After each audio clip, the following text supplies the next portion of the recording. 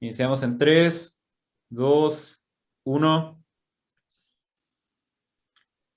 Buenas noches, mi nombre es Imak Talegan, soy alumno del Tecnológico de Oaxaca, actualmente cursando en la carrera de Informática y estoy aquí con el ingeniero Romeo Orozco, igualmente egresado de esta institución como ingeniero en Ingeniería Industrial Eléctrica.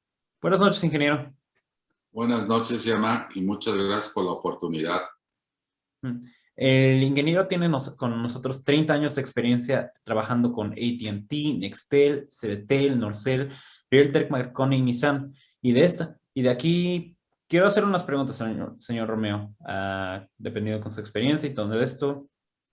¿Le parecería? Adelante, muchas gracias. Nada más quiero agregar antes de las preguntas que, como bien dijiste, soy egresado del Tecnológico de Oaxaca, de la generación 87, y tuve que emigrar hace más de 35 años de esa bonita ciudad, pues a buscar un futuro, ¿no? Y como bien describiste, las empresas en las que he estado,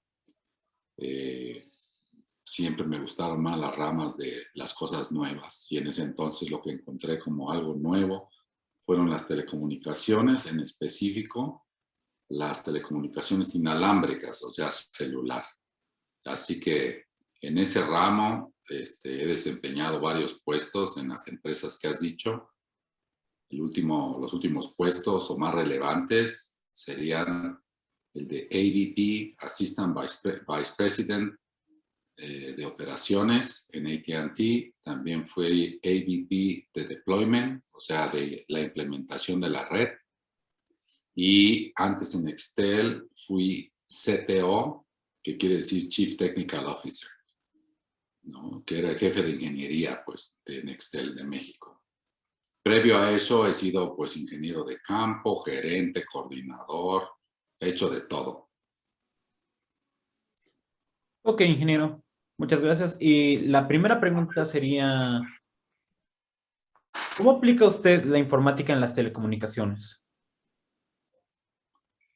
Bueno, ahí nada más quiero darles un antecedente a todos, sobre todo a ti que me estás haciendo esa pregunta. Hay convenciones de telecomunicaciones, sobre todo en Estados Unidos, ahora más en Europa, pero las que había en Estados Unidos en su momento siempre íbamos a lo que era la infraestructura de las telecomunicaciones. Y eran salas enormes que te tardabas en recorrer unos 3 días. Si llegabas a las 8 y salías a las 5. ¿No? Muy grandes. Eran kilómetros que teníamos que caminar diario para poder recorrer todo lo nuevo, la evolución tecnológica de las telecomunicaciones. Y lo que me llamó la atención en esas convenciones que se llaman ahora CTI o ICT, o sí, una cosa así, y son en enero, es que había un ala del lado izquierdo, chiquitita, que era informática. Y todo lo que te digo de 3 kilómetros o más kilómetros por día era de telecomunicaciones per se. Entonces, lo que quiero decir es que en ese entonces las telecomunicaciones inalámbricas y la informática estaban divorciadas. Era como una separación ya completa. Sí, tecnológica, ¿no? Hasta que en el año como 2000, que fui a una de ellas, vi a muchos asiáticos, coreanos y japoneses, principalmente en esas salitas, en esos pequeños booths, y les fui a preguntar qué hacían, ¿no? Y entonces me mostraban muchos nuevos equipos y me decían que ese era el futuro de las telecomunicaciones y tenía que ver con Internet, pero Internet para todo el mundo y con dispositivos para poder tener Internet. Si hoy vas a las mismas convenciones, como me pasó la última en Barcelona antes del COVID, ya no encuentras la separación. Ya hay una convergencia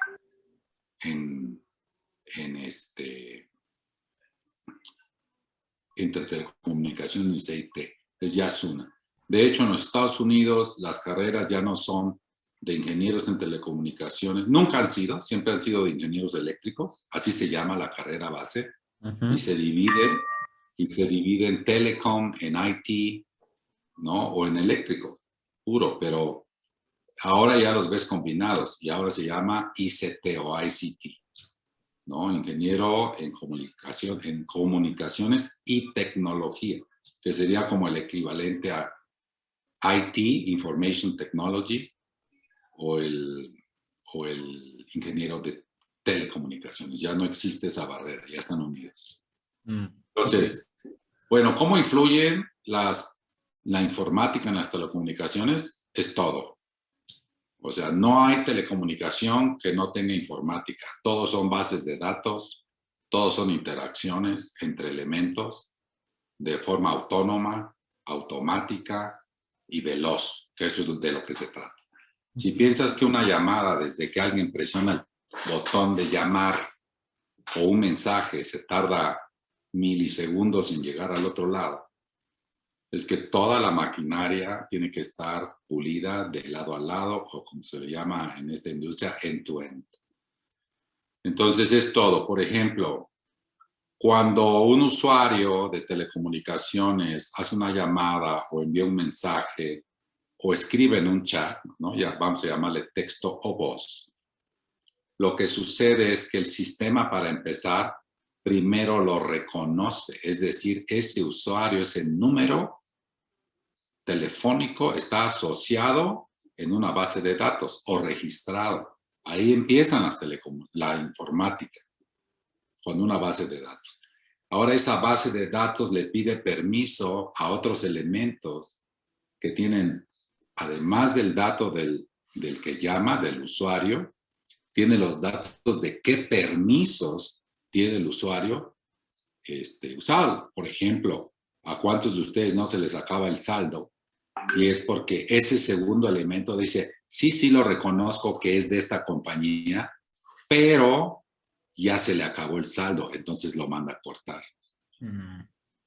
Entonces esa es la segunda parte en donde la base de datos identifica y le otorga tributos a cada usuario en lo particular, ¿no?